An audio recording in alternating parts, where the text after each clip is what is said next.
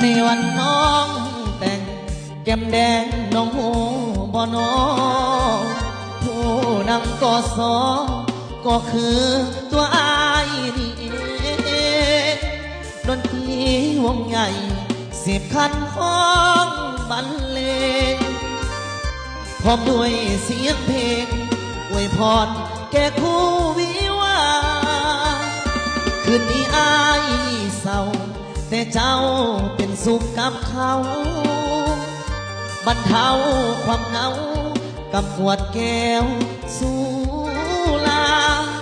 นั่งกินเหล้าขาวของแก้มก็คือน้ำตาคนนี้เขากอดกันดาอายกอดสุราล้างใจอย่างโซเซ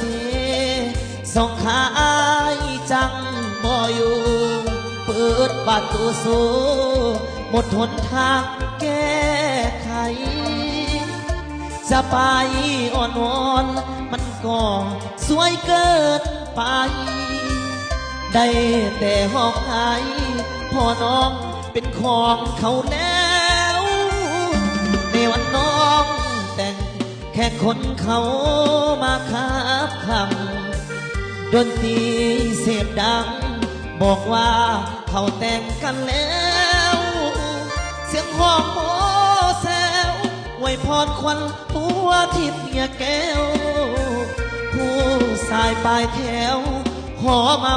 ในวันน้องแต่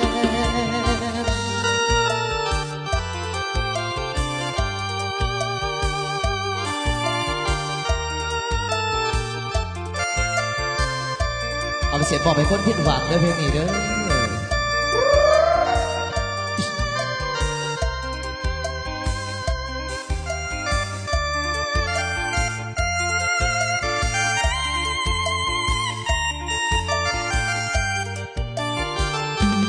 อย่างโซเซ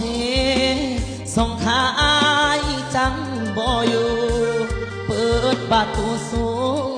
หมดหนทางแก้ไขจะไปอ่อนวอนมันก็สวยเกินไปได้แต่ห้องไห้พ่อน้องเป็นของเขาแล้วในวันน้องแต่งแค่คนเขา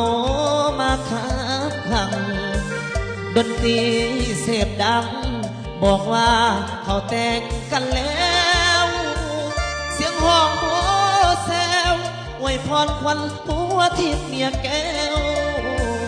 อายคนปลายแถวหอเมาในวันน้อง